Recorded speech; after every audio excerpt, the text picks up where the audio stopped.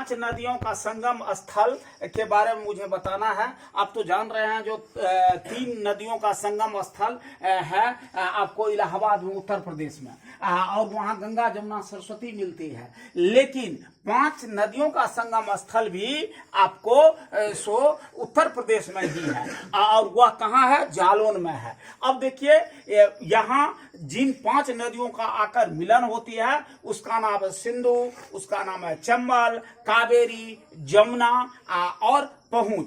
और इसके बाद यहाँ 5 दिशाओं से आकर के नदियां मिलती है, और वह जो है सो एक जगह जब मिली तो देख लो यहाँ आकर के मिली है। यहाँ कावेरी, यहाँ यमुना, यहाँ पहुंच, यहाँ चंबल, यहाँ सिंधु, और यह संगम स्थल हो गया, और इसको 5 नदियों का संगम स्थल कहा जाता है।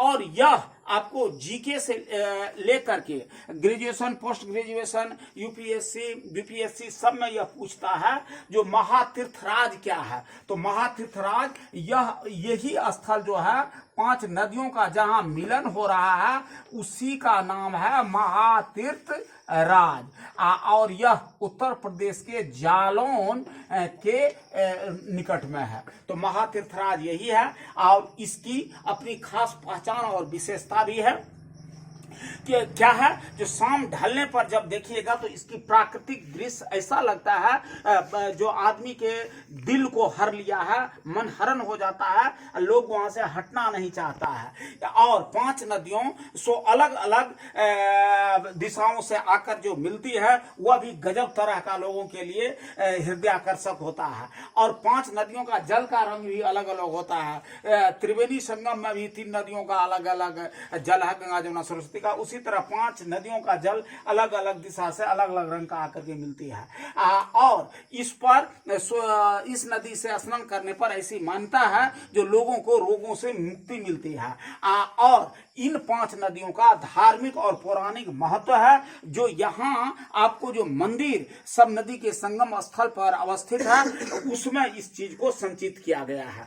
तो देख लीजिए, फिर मैं आपको उसको मैं शॉर्ट में लिख दिया हूँ।